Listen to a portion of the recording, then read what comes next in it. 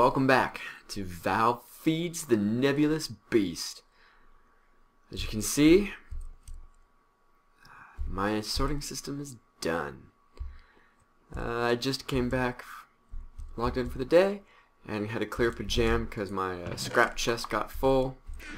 So I put all my stacks in these barrels here, and then I allowed another barrel. Oh, a little lightning there.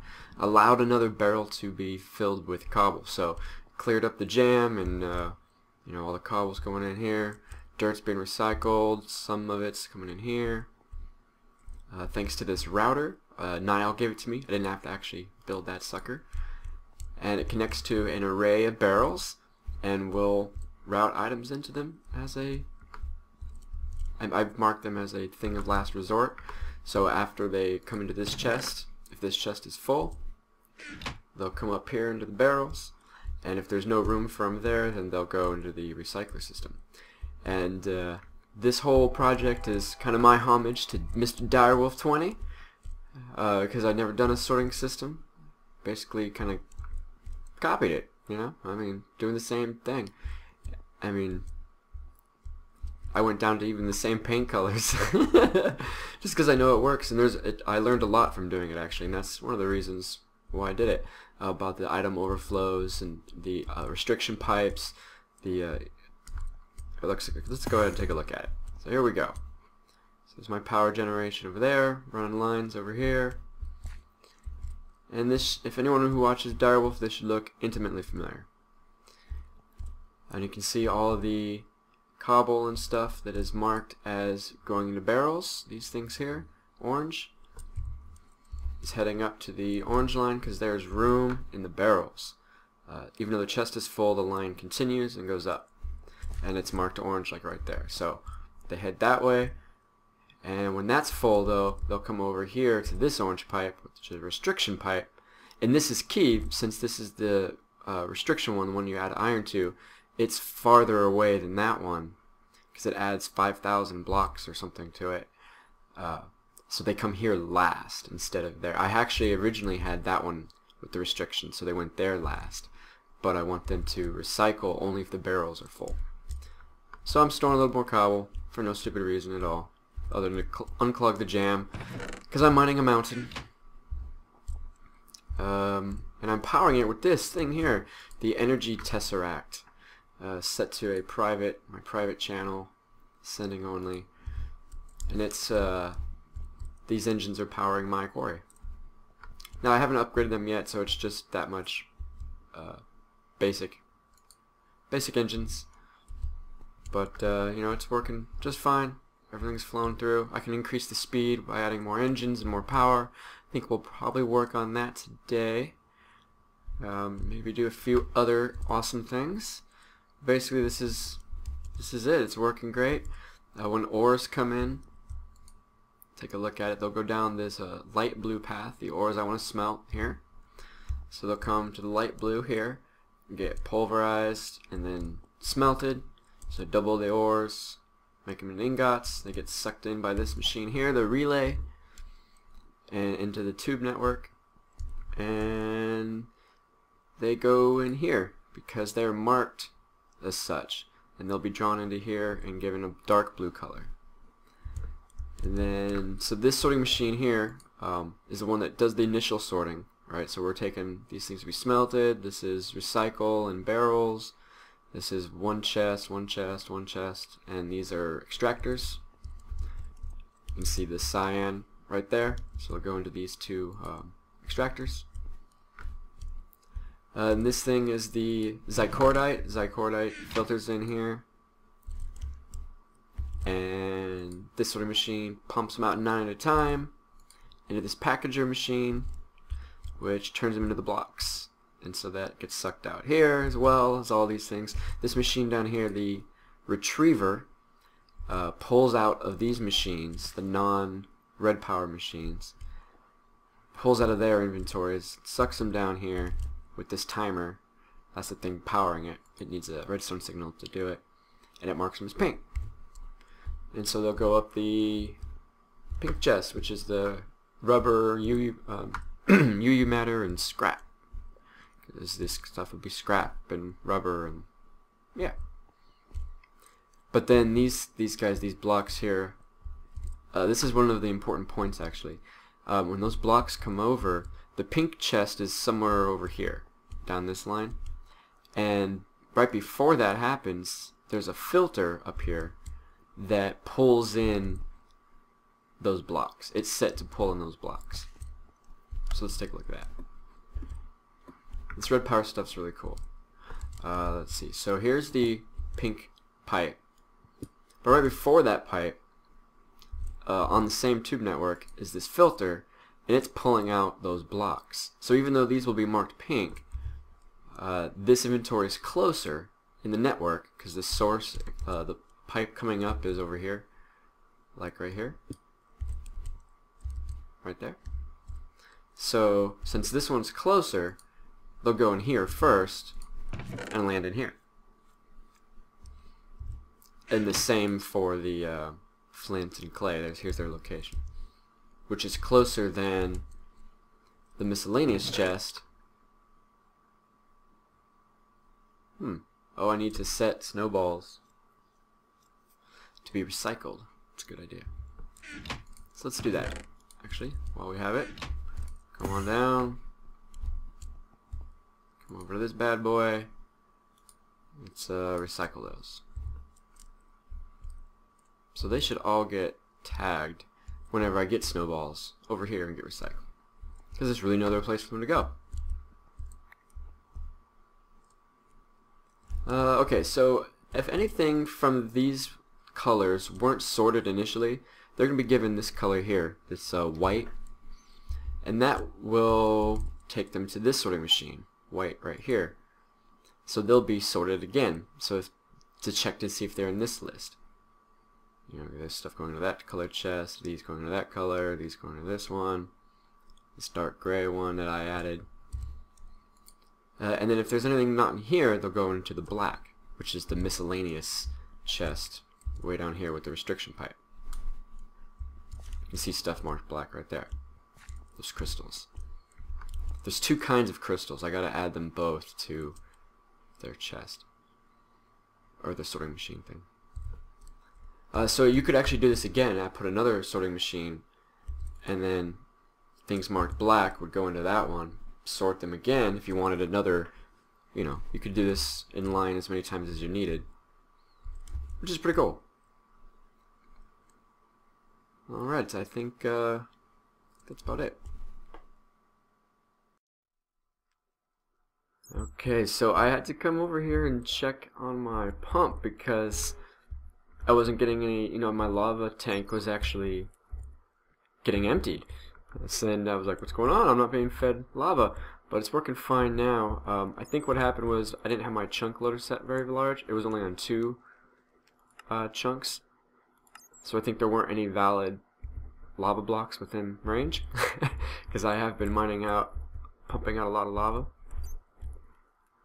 But now it's working just fine. So my lava tank back home will fill up and we're good.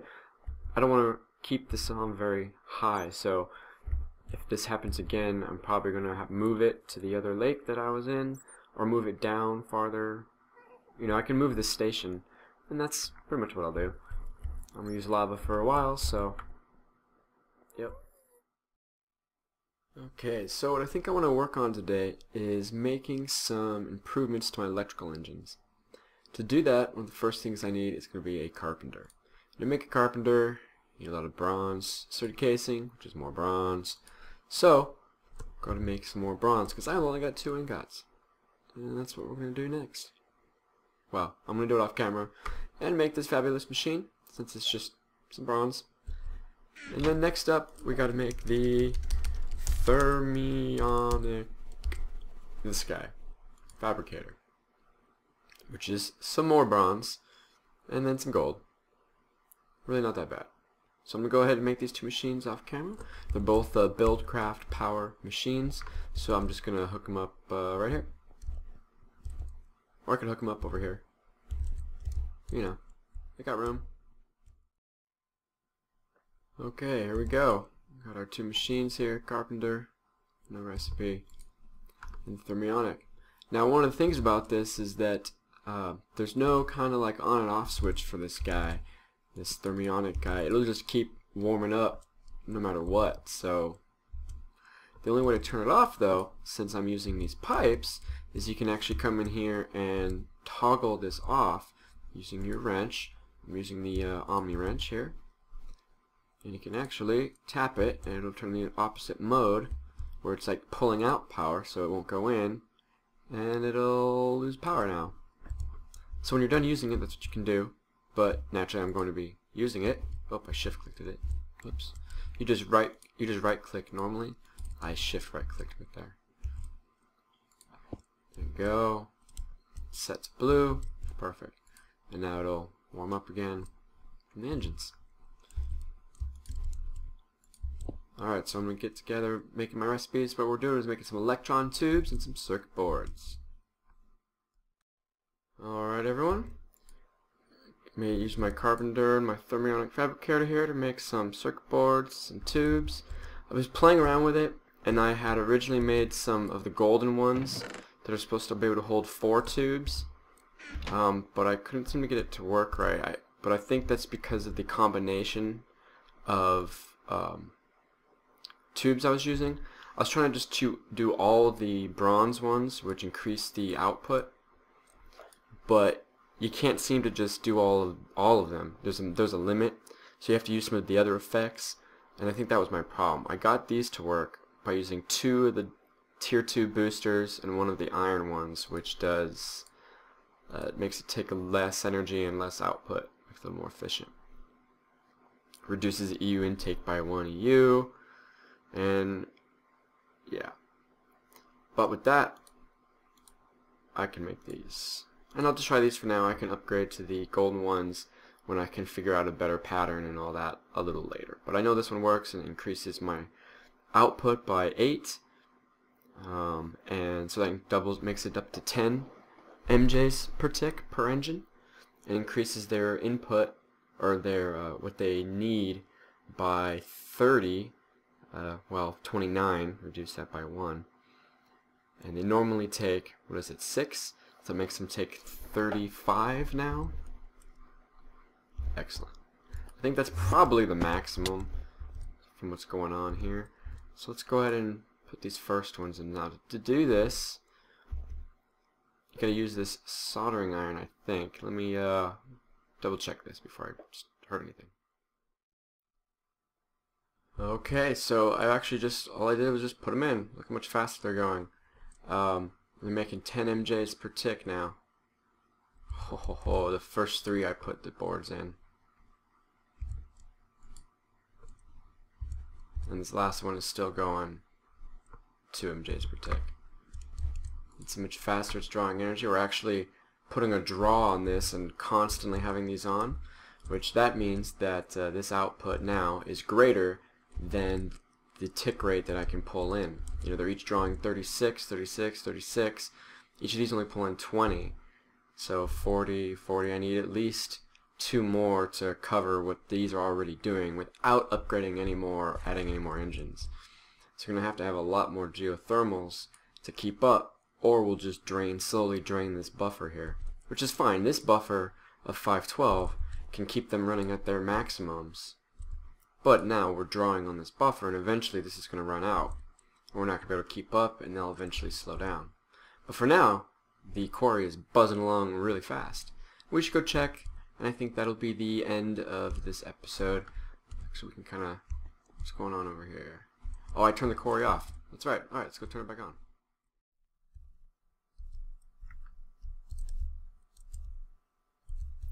So here we go. Use the Tesseract to power it. Boom. All I do is turn to receive. It's outputting and shooting into our ender chest. Much faster. Now with the Tesseract there is a teleportation loss of the energy. But at this point I don't really care. Let's go check out the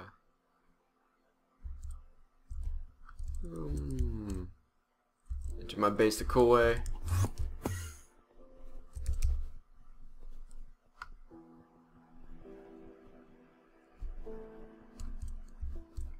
Oh, look at stuff flying in there now.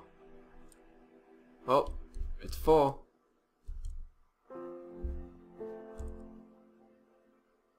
Yep.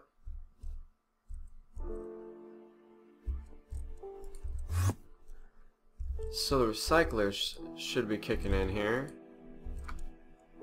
Oh, yep, there we go.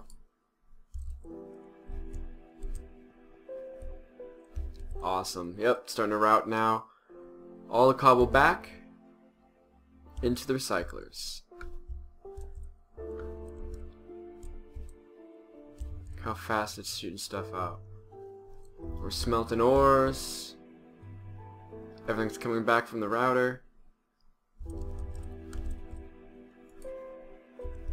And we're keeping up pretty good here.